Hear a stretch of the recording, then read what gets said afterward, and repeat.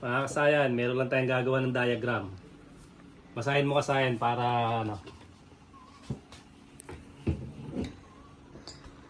Shout mo na out rin. kay Gabriela Aquino.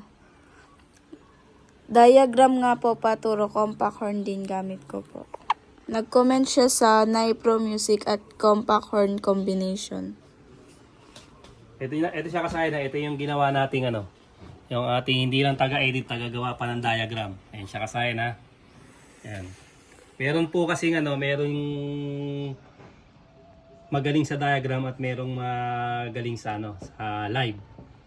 Ako po mahina po ako sa diagram. Sa live ganun din, 10 ulit bago matutunan. Bago makuha yan, tutukan mo ha. I-ano natin. Pag-uumpisa tayo sa ano, sa ating busina. Ito siya wa, yung busina natin. Yung compact horn. Pero kahit compact horn yan o hindi, parehas pa rin ang dual horn yan. Ganun pa rin ang suma total yan. Kahit stock horn pa, pare-parehas lang yung paglalagay niyan, walang pagkakaiba. Dito tayo mag-uumpisa ba? Tingnan nyo na lang muna kasayan ha. Pag ituturo ko rin sa inyo ito ng ano, na actual. Pagka hindi nyo nakuha sa diagram, dito tayo sa actual. Ito siya ba? Pansinin nyo ito. May dalawang ano lang yung ano, dalawang wire. Yung isa, negative na kagad siya. Tapos yung isa, pupunta sa may number 87. Number 87 ng relay ha.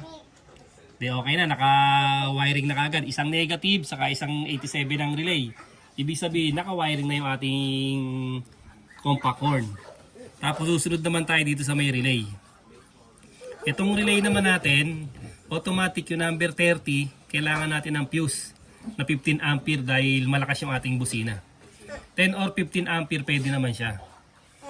Yung isa papunta ng positive o kulay red, yung positive sign, plus ng battery. Tapos yung isa naman papunta rito sa may ano, sa may number 30. Ayan siya, diretso. Yung live wire ng ating battery, number 30. Tapos yung 85 nasa ground. Nasa ground yung 85 ha. O, tapos yung 86, ito siya, diretso siya rito sa may ano, sa may pindutan. Ito siya ba? Ayan siya, sa may pindutan siya po. Yung 86 ha, sa pindutan niya na. Tapos yung isang kamay ng pindutan natin, nakakonect yan sa accessory wire. Pagka pinindot natin yan, tsaka pa lang yan magko-connect, tsaka pa lang magdidikit. Okay na rin tayo sa ano, sa relay. Pupunta naman tayo sa ano, sa Nipro natin, sa Nipro Music. Ito namang Nipro Music natin, merong siyang 4 na kulay. Yung ibang Nipro kulay red ha. Red yung sa horn button, sa trigger. Tapos yung iba naman green yellow. Katulad nito. Ayan, green yellow ha. Sa iba kulay niyan red. Red ha. Ayan, green yellow. Tapos brown, tapos yellow, tapos black. Ito black to. Sa iba yellow yung ano ha, yellow yung negative. Tapos brown. Dito lang sila nagkaiba. Nagkaiba sa ano, sa negative at saka dun sa may ano, sa trigger, sa horn button natin ha. Ito siya, yung 4. Ito, pwede kayo sa relay. Dito kayo sa relay magpuputol, pwede. Pero ito, kahit di na kayo dito sa relay pumunta, para mas madali, pupunta lang kayo sa trigger. Kasi diretso rin yan dun. Ito sa trigger nito. Puputulin nyo lang yung trigger. Ayan na. Pag pinutol nyo yan, yung papuntang pindutan, dun nyo ilalagay yung red o green yellow. Ito siya ha. O, yung green yellow, lalagyan natin sa pindutan. Dito siya. Tapos, yung kabila, yung papuntang relay ha, kulay blue. Yung kulay blue naman siya, ayan o. Na yun sa araw ha. Tapos yung isa naman, yung yellow natin or black, yun ang negative. Body ground o negative ng ating mga motor. Tapos yung kulay brown natin, yun yung positive ng ilaw. Kung hindi tayo maglalagay ng ilaw, iputulin na natin yung brown. Kung hindi tayo maglalagay ng ilaw, bakante lang natin yon. Eh kung maglalagay tayo, lagay natin sa positive ng ilaw. Tapos yung isang kabiyak ng wire ng ilaw, lalagay natin sa body ground. Body ground or negative. Okay na siya kasayan, ganyan na kagad yung ano niya. Tutok mo ng kitang-kita nila para pagka pinicture nila, kuwang-kuha nila. Itapat mo yung ano. O, ngayon kasayan, kung nakuha nyo, kung hindi nyo naman nakuha sa diagram, puno tayo dito sa live. Ito siya ba? Ito na yung pag-wiring natin. Yan, nakaporma na yan. Ito. Automatic yung number 30 ha.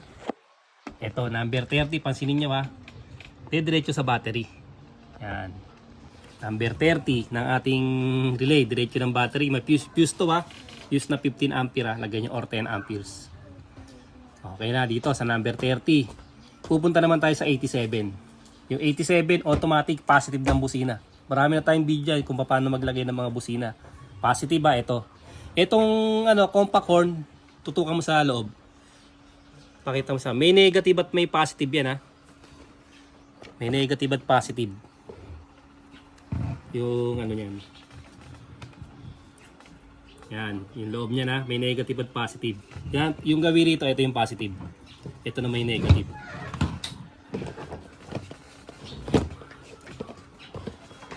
Ito yung negative, ito yung positive. Yung positive, ilalagay natin sa number 87. Ito ha, 87 ang ating 87 ang ating relay, nasa harap lagi yon. Ito yung 87, nasa harap. Yung 30, nasa may dulo ha. Ang 30, tatandaan nyo lagi, nasa may tapat nito. 30. Tapos sa 87, ito yung load. Laging pinaglalagyan ng load. Ito siya ha. Tapos 85, 86 na to. 85 nasa may kanan, 86 nasa kaliwa. Ito siya. Ito yung negative natin. Tapos ito naman yung 86 natin. Ito naman yung ating horn button. Sa trigger tayo. Diretso yun sa horn button. Ito ha, 86. Ito. 86 ha. Oh, tapos ground yung 85 natin. Ibig sabihin kompleto na siya. Ayan, papunta siya rito sa may pindutan. Pagka tinesting natin yan, okay na ibusina natin. Pare-pares yung paglalagay nito kasi pati ito ha. Pati yung stock horn, pares din yan ang paglalagay ng Nipro. Ngayon, napakadaling ilagay ng Nipro, napakasimple. Basta importante lang, gawin lang natin maging positive trigger lang para makapaglagay tayo ng Nipro. Hindi siya masyadong kombinasyon sa ibang tunog ha. Yung Nipro, ito. Hahanapin natin ngayon yung number, ito, 86 yung trigger natin ha. Ito. Ito, tutok mo dito. Ito yung trigger natin ha, yung 86 ha. Alisin natin to. Pag naalis na natin to sa may trigger, papuntang relay ito ha. Kahit dito kayo pumutol, di na kayo pumunta dyan po pwede. Basta mahanap nyo na yung trigger. Kasi ito nakakonekta sa accessory wire to. Yung isang wire. Pag pumindot, tsaka pa lang ito magkakaroon ng supply. Ito na ngayon yung Nipro. Papasok na ngayon dyan yung Nipro. Yung papuntang pindutan, yan. May papuntang pindutan natin, ito siya, yung yellow green. Ilalagay natin dito. Ayan siya ha. Tapos yung kulay blue, yung papunta rito. Ayan siya ha, yung papunta rito ha.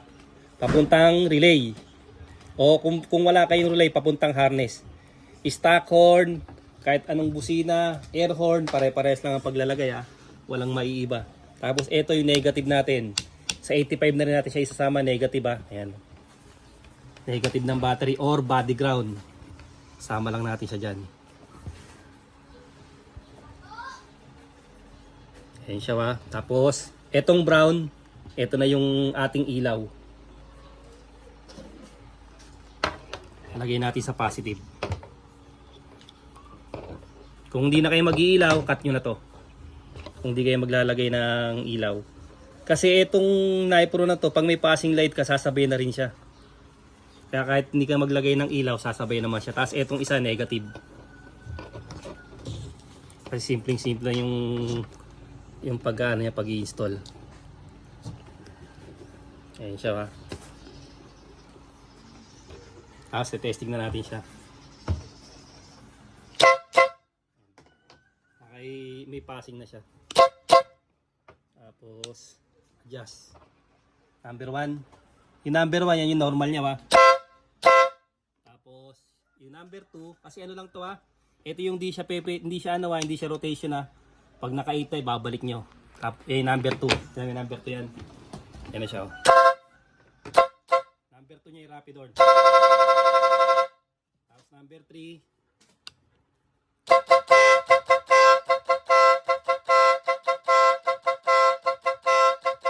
Tapos number 4. Sa iba, hindi siya buo ah.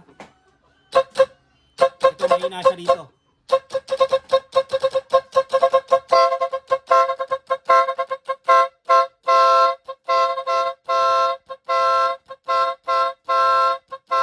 Pero sa iba, malakas na kagad yung open eh. Huwag mo na ilipat. Tingnan nyo to ah. Normal to ah.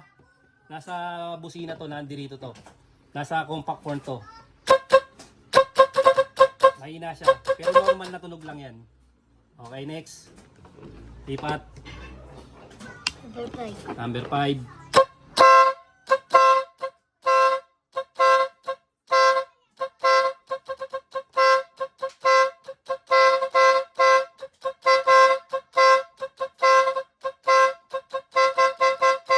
Okay, next.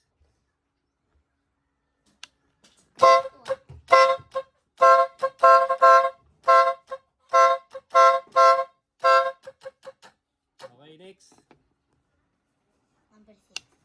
Number 7.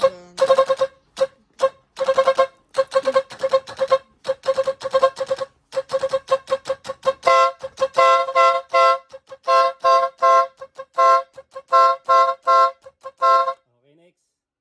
Normal na mahina siya pero sa dual horn malakas pa rin siya.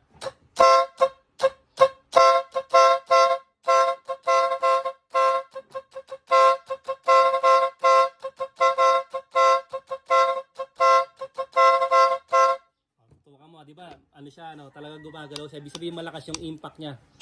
Malakas yung kanyang impact. Meron talaga siyang tunog na mahina kasi meron siyang na hindi bagay sa compact horn. Pero iba naman okay. Okay, normal. Rapid horn. Tapos next. Okay, malakas. Yung isa yung mahina niya, yung pangmalakasan. Ayan. Malakas lang siya doon. Ganun lang kasi yung paglalagay ng yung diagram niya tsaka yung actual na paglalagay ng Nipro Music sa ating sa ating motor. Pag meron pa kayong katanungan, mag-comment lang kay Soba, sasagutin ko 'yan. Hanggang dito lang mga kasayan. Salamat sa panonood.